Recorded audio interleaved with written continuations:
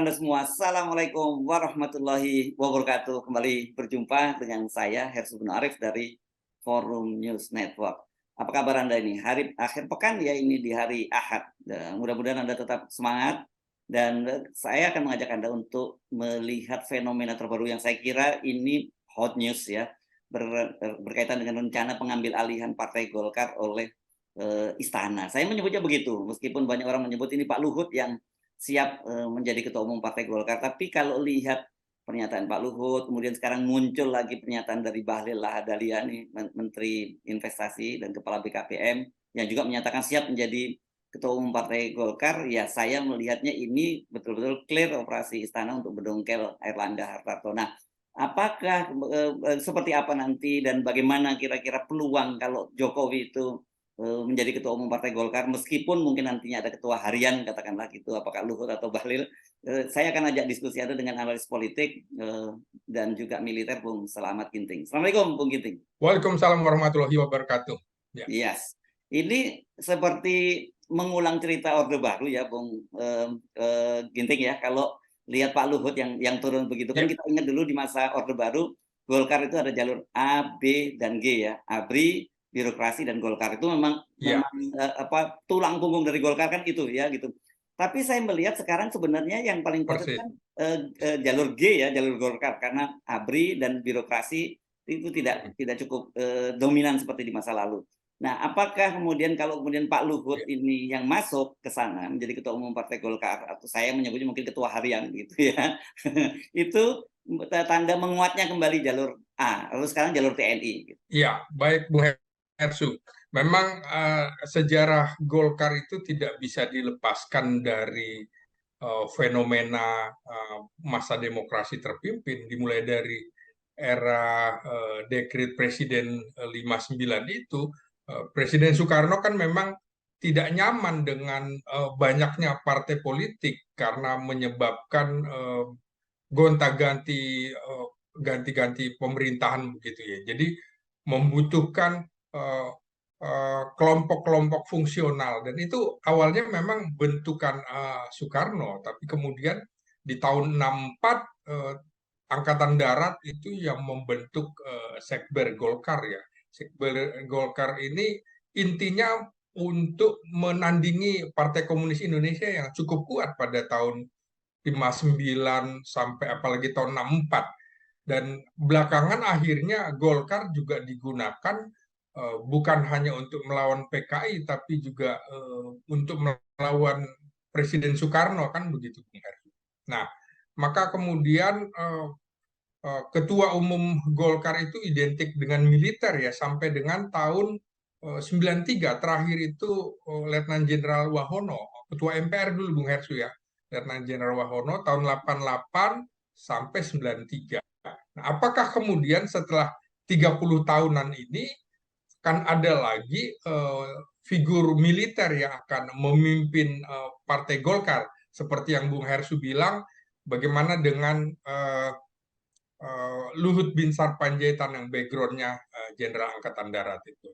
Kita lihat komposisi Golkar di era Airlangga Hartarto ini itu seperti mengakomodasi militer. Di situ ada sekjennya Ludwig Friedrich Paulus, Letnan Jenderal, dan juga di situ ada salah satu ketuanya adalah Andogo Wiradi. Nah, ini dengan Luhut berarti ada trio militer di situ yang Pak cukup Andogo ini kuat. pangkat terakhir apa ya? Apakah kemudian Mayor Jenderal dulu, dia salah satu deputi di Kepala Staf Presiden, Bung Hersu. Ya, jadi sama-sama orang Kopassus juga ini semua. Jadi LBP, Ludwig Friedrich Paulus, dan juga Andogo begitu. Nah, iya betul. Bahkan Ludwig Paulus kan juga mantan Danjen Kopassus, Bung Hersu. Nah, ini kelihatan memang patut diduga bahwa Luhut CS ini akan mengambil alih Golkar dalam pengertian memang politik itu ada panggung depan dan panggung belakang. Panggung belakangnya seperti Bung Hersu bilang, patut diduga ada Presiden Jokowi di situ. Nah, Jadi kalau kita lihat memang dalam sejarah perolehan suara Golkar sejak era reformasi tahun 99 dia masih bisa bertahan meraih 22%, Bung Hersu. Hmm. Jadi walaupun di nomor 2 ya PDIP waktu itu 33%. Lalu kemudian di 2004 turun jadi sekitar 21%. Lalu kemudian 2009 turun lagi 14%, 2014 masih naik hampir 15%, dan yang sekarang 2019 itu adalah perolehan suara Golkar yang paling rendah, Bung Harsu. Jadi hanya sekitar 12,31%, kalah dari Gerindra yang 12,50%, 57%. Walaupun Jadi kursinya lebih banyak ya, di, kursinya suaranya lebih kecil dari iya, Gerindra, tapi jumlah kursinya lebih banyak dari Gerindra gitu ya. ya, ya. Kemudian kembali Bung Hersu. Ini sebenarnya salah satu ketua umum yang mendeklarasikan sebagai calon presiden itu uh, paling awal adalah Erlangga Hartarto. Hmm. Kita bisa lihat di Hmm. Jabodetabek saja, Bung Ersu. Hmm. Di jalan-jalan besar Depok, Bekasi, Jakarta Selatan, hampir wilayah Jabodetabek itu gambar baliho Erlangga Hartarto kan sudah setahunan yang lalu, itu besar sekali. Hmm. Tapi hasilnya, Bung Hesu, untuk menjadi calon presiden dalam survei-survei, presiden apalagi wakil presiden maupun presiden, suaranya itu nggak ngangkat-ngangkat. Gitu. Ini mirip dengan kasusnya Puan Maharani, Bung Hesu. Nah, Hmm. padahal dalam keputusan Golkar itu menyorongkan Erlangga Hartarto untuk menjadi calon presiden. Nah, sampai sekarang kita bisa tahu uh, Golkar sebagai partai kedua atau ketiga terbesar setelah adanya PDIP dan juga Gerindra. PDIP punya calon, kemudian Gerindra punya calon. Golkar ini seperti layangan putus ini, Bung Hersu. Seperti layangan putus, tidak tahu harus kemana dalam kondisi kritis menurut saya sekarang. Kondisi kritis akan segera diumumkan. Oktober ini kan sudah pendaftaran mulai tanggal 19 Oktober. Nah, Golkar masih dalam ketidakpastian. Nah, disinilah kemudian ketika ada wawancara dengan Luhut Binsar Panjaitan, Luhut barangkali tidak bisa menyembunyikan karakternya. Dia ingin untuk menjadi ketua umum Partai Golkar. Artinya ada gejolak yang luar biasa yang kemudian terucap dari pernyataan Menteri Luhut dan juga Menteri Bahlil Lahadiah itu, Menteri Investasi. Ini kan orang juga tahu siapa Luhut dan siapa Bahlil itu bagian dari operator politik Jokowi Ya, ketika isu 3 periode, yes. isu perpanjangan atau penundaan pemilu, dan Hmm. sekarang isunya apa lagi? Isu Dua isu calon, Golkar, dua pasang calon dulu di situ ya. iya Sebelum iya, 2 pasang calon, kemudian sekarang juga ada isu Munaslup Golkar.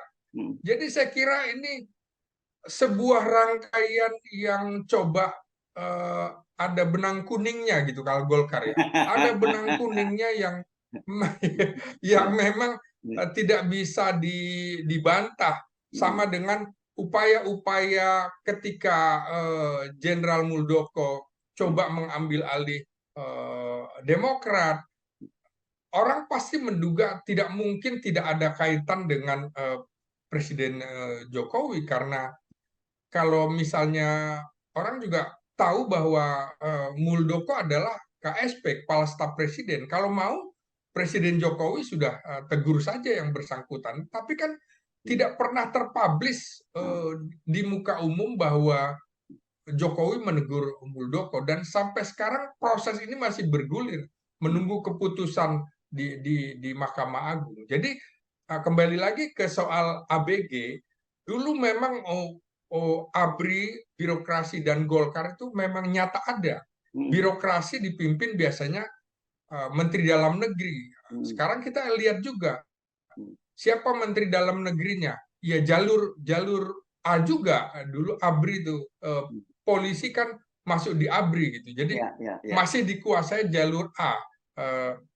Jalur A dalam pengertian ini Jenderal Polisi Purnawirawan Tito Karnavian. Jangan lupa Bung Hersu, kita punya 200-an lebih 270-an PLT. 272 Jadi Bung Giting. ya 272 tambah Oke. pembentukan provinsi yang baru di Papua ada 4 ya. Iya, iya, Berarti ya 276. iya, Ya. iya, sekitar 275 lebih begitu ya kira-kira, 276. Ya. Dan ini kan artinya jalur birokrasi dalam pengertian kalau itu Jokowi atau Luhut mau mengambil alih Golkar gitu. Karena kemudian kita tahu juga dengan adanya PLT, kepala daerah yang backgroundnya dari Golkar itu tidak bisa dikendalikan oleh Erlangga Hartarto.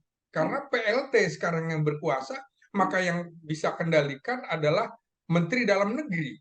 Menteri Dalam Negeri Tito Karnavian. Karena itu tidak heran di beberapa daerah ada figur dari TNI Polri, misalnya Aceh ada Mayor Jenderal Purnawirawan Marzuki.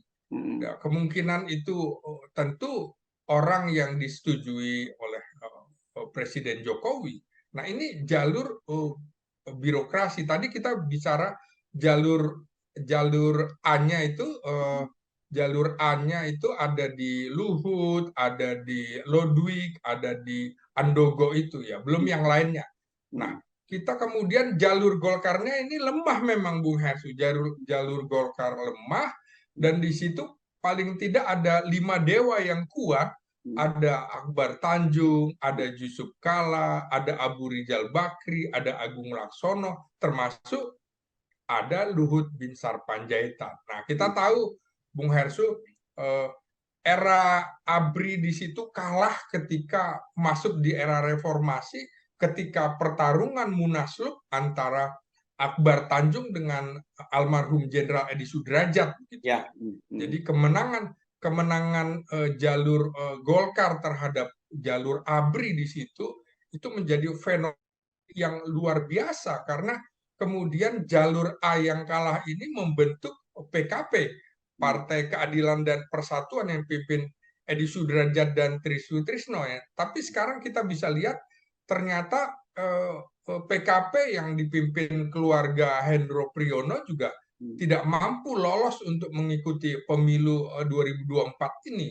Jadi ya Golkar dianggap masih bisa merepresentasikan itu, walaupun kita tahu Golkar itu terpecah belah, yang bisa membentuk itu adalah orang-orang dari keluarga ABRI. Siapa itu? Misalnya terbentuklah Demokrat. Itu kan dari pohon beringin juga, di mana SBY pernah di Golkar sebagai anggota fraksi ABRI gitu. Kemudian juga ada Wiranto yang membentuk Hanura, dan sekarang Wiranto kehilangan Hanuranya.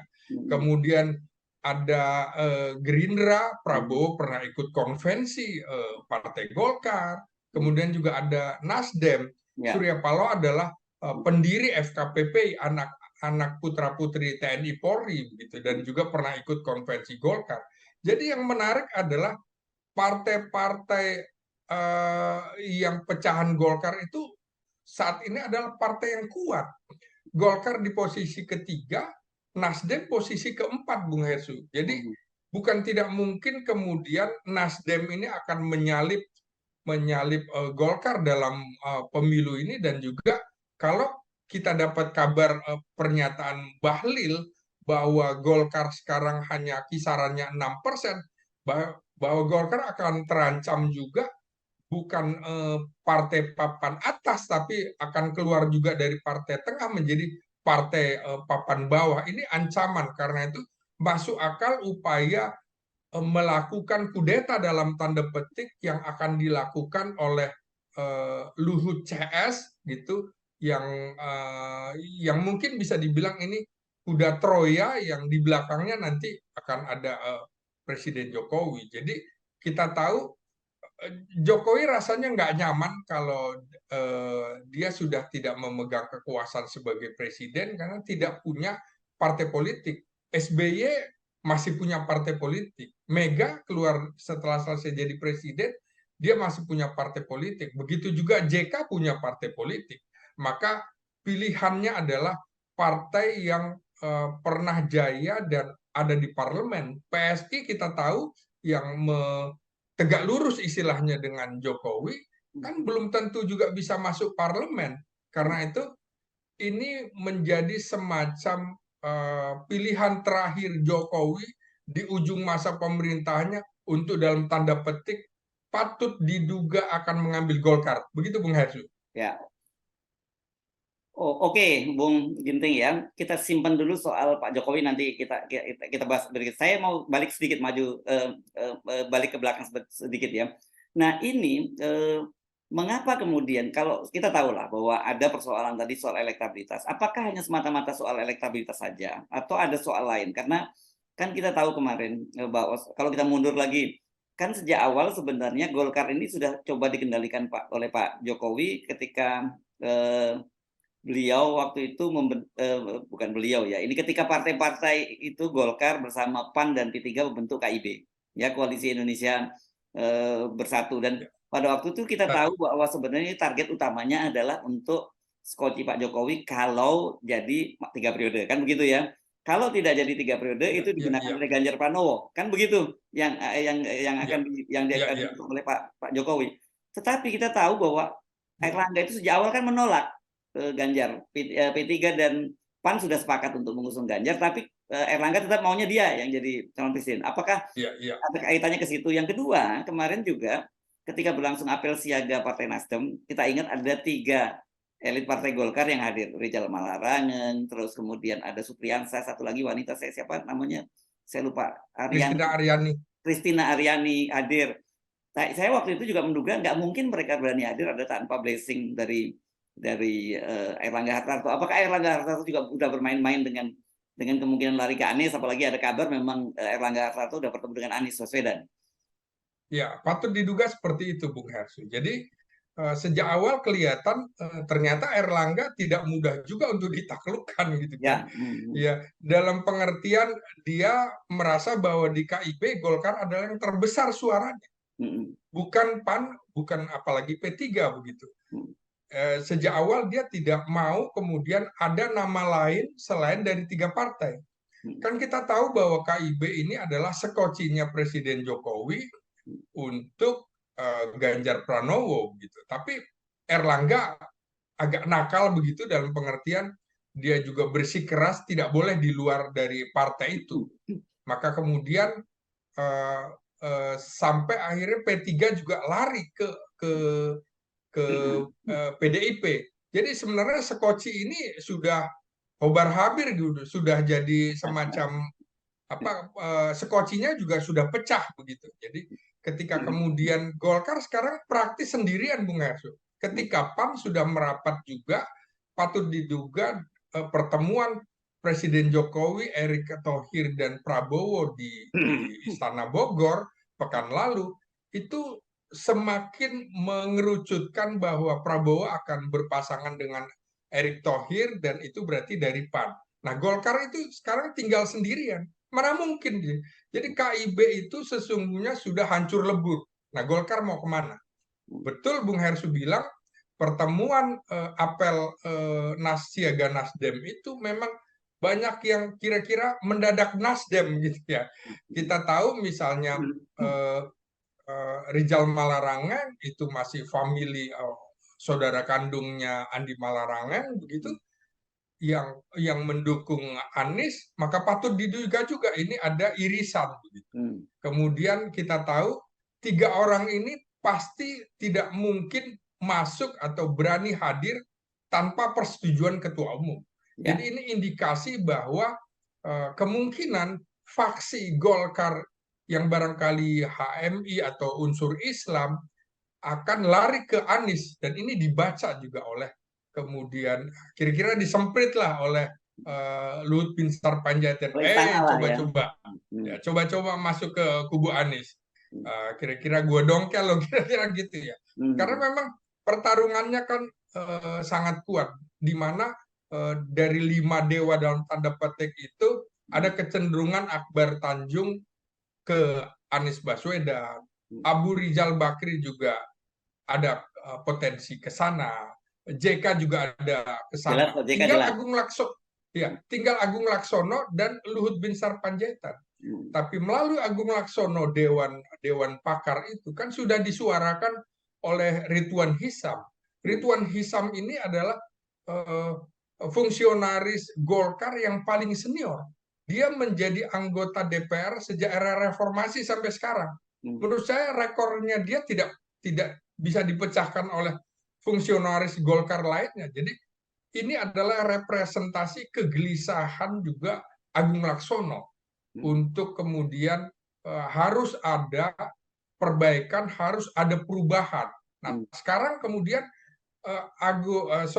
maksud saya Erlangga Hartarto ini kita tahu kan sebenarnya bukan petarung, Bung Hersu.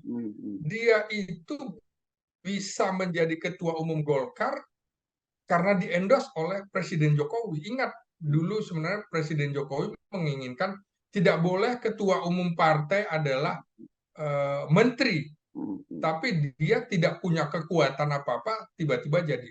Di tengah persaingan dengan Bambang Susatyo, dan untuk menggantikan posisinya Setia Novanto begitu. Jadi selalu di ujung itu, di Golkar itu akan ada dinamika yang sangat menarik. Nah, ini enak dikaji, dianalisis secara politik, sekaligus kita melihat bahwa ada totalitarian yang dilakukan secara otoritarian oleh pemerintah yang kalau memang benar ini ingin mencaplok Golkar, kira-kira begitu. Setelah dilawan oleh Demokrat, kita tentu ingin tahu bahwa apakah ada perlawanan dari dewa yang lain untuk melawan ini.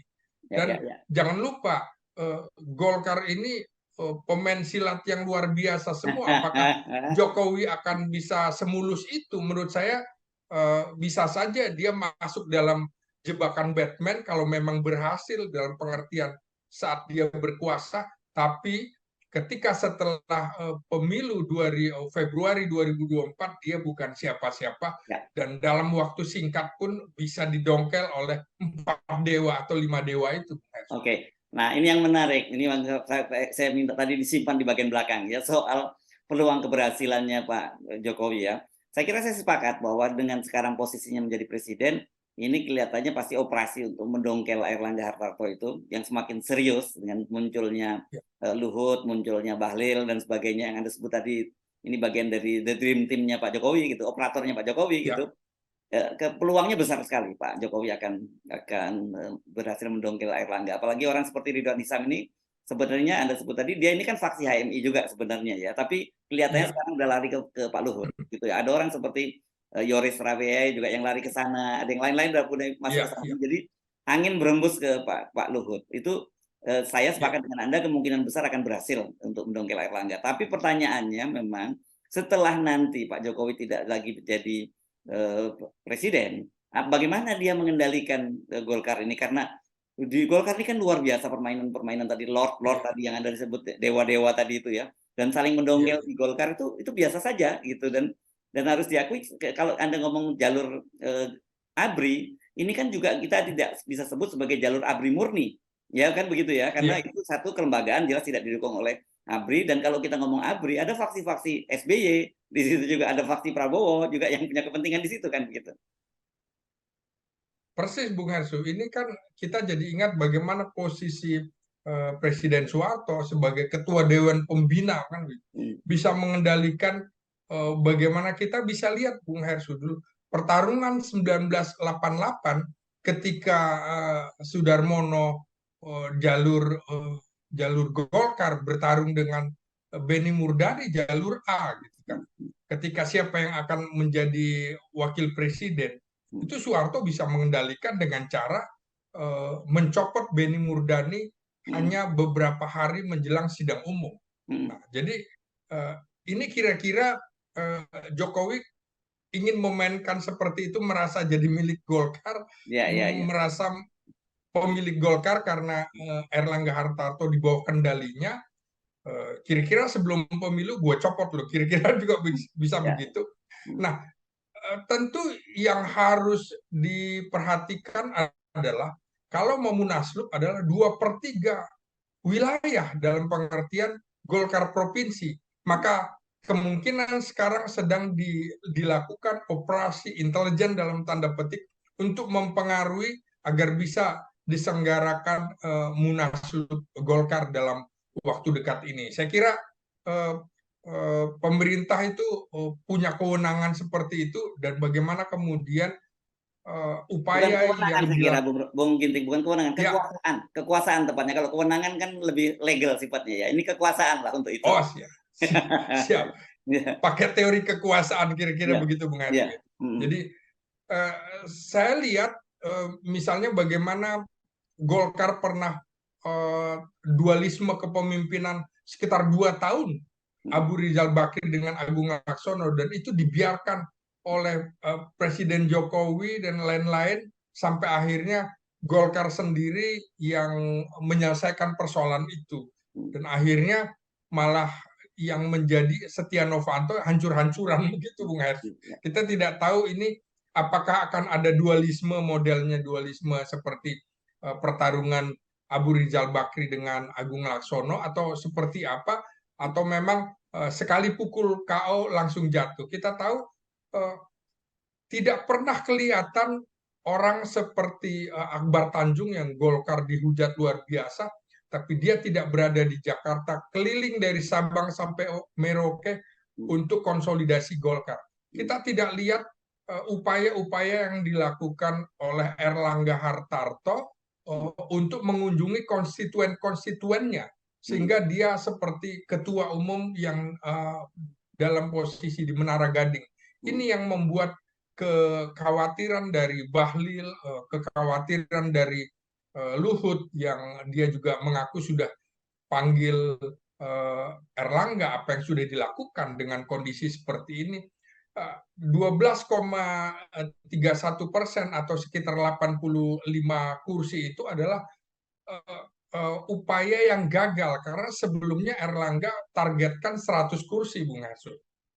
Nah, Luhut menjanjikan bahwa kalau saya jadi ketua umum, ya 66 kursi, 86 kursi dalam pengertian lebih dari satu kursi itu akan bisa didapat, dan targetnya 100 kursi supaya tetap berada di level kedua atau ketiga. Kita tahu kalau tidak ada kader atau yang masuk dalam pilpres, itu suaranya tidak akan terangkat begitu, Bung Hersu. Ya, kotil Jadi efeknya ya, nggak dapat kotil efek ya kan? ya, betul betul. Jadi tidak mendapatkan efek ekor jas itu. Kita Yes. tahu makanya Golkar ingin ada upaya itu supaya bisa masuk.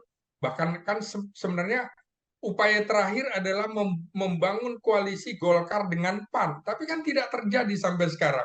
Akhirnya kemungkinan koalisi keempat tidak akan terjadi karena waktunya sudah mepet. Yes. Erick Thohir atau PAN sudah merapat ke Gerindra begitu. Masih sorry ya, Prabowo. Upaya terakhir mungkin masih ada kalau Golkar mau bersanding dengan PKB, dengan catatan PKB keluar dari koalisi dengan Gerindra, itu masih bisa. Tapi rasanya di tengah dinamika politik internal Golkar saat ini sudah tidak memungkinkan lagi upaya itu dilakukan.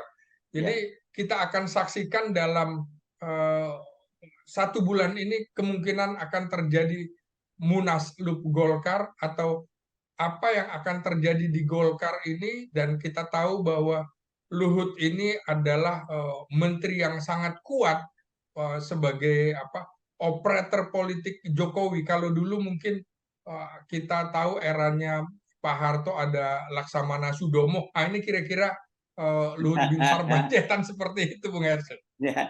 Nah, tapi saya kira begini, saya sepakat bahwa untuk operasi ini, untuk operasi menunggangi Erlangga kemungkinan akan berhasil, dan dan sikap pragmatisme di Golkar biasa pasti akan sekarang gerbong lari semua ke Pak Luhut. Ini kan berkaitan dengan yang Anda sebut tadi daftar pencalonan ya. Daftar calon kan ini belum Iya, di CT kan di pemilu ya, di iya, KPU iya, belum. iya, iya. Daftar calon tetap. Jadi saya kira mungkin akan terjadi perubahan-perubahan daftar calon tetap yang semua mungkin timnya Pak Luhut nanti yang akan dapat jumlah kursi yang besar, dan saya juga percaya bahwa dengan Pak Luhut yang ada di situ Golkar pasti akan suaranya bisa diselamatkan, bukan efek kepemimpinan Pak Luhut, tapi harus kita lihat bahwa KPU bagaimanapun juga dikendalikan oleh pemerintah, kan itu faktor penentunya kan begitu ya, Bung Ginting ya. Tetapi Iya, pertanyaannya, iya, iya, iya. pasca Pak Jokowi sudah jadi presiden, apakah dia bisa mengendalikan Golkar? Kan gitu. Kita ingat bagaimana keluarga Iya, Pak iya. Harto pun setelah Pak Harto lengser juga tidak bisa mengendalikan Golkar lagi kan, keluarga Pak Harto tersingkir juga dari Golkar. Iya, iya. Kita tahu kan dulu ada eh, Partai Karya Mm, Bangsa ya, Hartono dengan mm, Tutut itu kan. ya, Ternyata juga gagal kan, sampai sekarang partai itu bubar. Kemudian ada Partai Beringin Karya gitu ya. ya, Ya, pecah juga kan. Sekarang eh, lebih dikuasai Mudi PR, dan sekarang Mudi PR kembali lagi mendukung Prabowo begitu. Itu oh kan ya. menarik. Iya, Mudi kan mendukung Prabowo yang Oke, saya kemarin malah belum kemudian, dengar kabar itu. iya, kemarin dia sudah sempat ke P3, kemudian dia mendukung Jokowi selama dua kali Oh, karena pemilu, faktor dan Jokowinya ini kemarin, ya. Ya. ya, kemarin ada pernyataan bahwa saya akan kembali mendukung sahabat saya Prabowo Subianto. Itu menarik. Ya, ya, Jadi, ya, jadi, ya. jadi menarik, Bung Harsu, bekas kubu Kawan jadi apa, lawan dan kelompok, sekarang balik jadi kawan ya, lagi gitu ya. ya gitu. Kelompok A sekarang memang banyak ke Prabowo ya, dalam pengertian Ya. bekas kelompok A-nya Golkar. Dan Hmm. ini upaya-upaya terakhir barangkali, upaya terakhir Jokowi di ujung masa pemerintahannya, dan kita sebenarnya tidak ingin cap Jokowi sebagai tokoh otoriter itu, Ya, atau the new Soeharto itu ya. melekat pada diri dia, karena beberapa wartawan asing juga Ya. beberapa kali juga mewawancarai saya, menanyakan apakah Jokowi otoriter atau tidak. Saya bilang itu akan ditentukan nanti di ujung. Kalau sekarang saya belum bisa. Jadi kalau iya, pra otoritarian iya. Ya, Ya kita disebut akan neo new order buktikan ya. nanti. Jadi orde baru yang Dan baru ya, iya, neo betul, Bung new Hersu. order disebutnya begitu ya. Iya, iya. Oke, tapi kan begini, yang perlu kita ingatkan pada Pak Jokowi bahwa tentu saja kalau kemudian disebutkan bahwa dia new Soeharto ya terlalu berlebihan. Ya gitu ya, karena Iya, bagaimanapun kan Pak Harto itu berkuasa 32 tahun dan dia yang bagaimana mengendalikan itu powerful, sementara Pak Jokowi berbeda. Jadi kita cuma mengingatkan apakah kalau dia Pak Jokowi itu ingin menjadi Soeharto, new Soeharto, apakah dia akan berhasil atau tidak? Itu saya kira yang menarik untuk kita tunggu dan kita cermati, Bung Ginting ya. iya, iya. Oke, Baik, Bung baik. Hersu, saya kira juga Silakan. Jokowi membaca tren partai yang berkuasa setelah dua kali berkuasa itu, dalam dua kali pemilu kebelakangnya akan turun. Kita tahu PDIP pernah memperoleh 33% suara, Bung Hersu, pada 99, kemudian turun menjadi tinggal 18% pada pemilu 2004, pemilu 2009 bahkan turun lagi sampai 14%. Ya, Potensi PDIP akan mengalami upaya atau eh, apa namanya, eh, eh, turun turun lagi. begitu, Hmm. ya, itu akan juga besar. Mungkin ini juga dibaca oleh Jokowi. Kita ingat juga Demokrat begitu, Bung Hersu, pernah 20% turun jadi 10%, bahkan sekarang di titik nadir 7%. Dia ingin membangun itu. Jadi memang siklus politik seperti itu, dan mungkin Jokowi membaca bahwa peluang PDIP untuk naik 50-50, dengan bahkan kecenderungannya akan turun, karena masyarakat barangkali lebih menginginkan perubahan, jangan lu lagi, lu lagi. Ya, Dan ya, ya, ya, ya. satu lagi, Bung Arju, Hmm. saya tidak yakin bahwa partai-partai di luar PDIP juga menginginkan PDIP menang 3 kali. Pasti Yes, semuanya berusaha tidak menjegal ingin PDIP ya. PDIP Ya, menang lagi. Jadi ya. memang tidak berani menyuarakan ya. Politik itu kan juga tidak di tidak di panggung depan, tapi di panggung belakangnya pasti tidak ikhlas Ya, PDIP akan menang lagi. Kira-kira begitu, Bung ya, Ernest. ya, ya. Tapi saya kira mungkin begini nih, hati-hati juga. Mungkin Pak Jokowi terlalu pede karena kan lembaga-lembaga survei menyebutkan bahwa elektabilitas tingkat kepuasan publik terhadap Jokowi itu 80, bahkan ada yang menyebut 90%. Jadi mungkin merasa seperti itu, tapi hati-hati ya, ini bisa menjebak loh ya, gitu Ya. ya. Tapi di satu sisi, Bung Ernest, Hmm, hanya 19% yang yakin yes, pilihan Jokowi akan menang. Itu kan ya, yang akan berbanding didukung. terbalik, Bung Ya, Ernest. ya, ya, akan didukung betul. Iya, Oke. iya. Baik, terima kasih Bung Selamat Ginting, analis politik dan militer dari Universitas Nasional Jakarta. Assalamualaikum warahmatullahi wabarakatuh. Waalaikumsalam warahmatullahi wabarakatuh.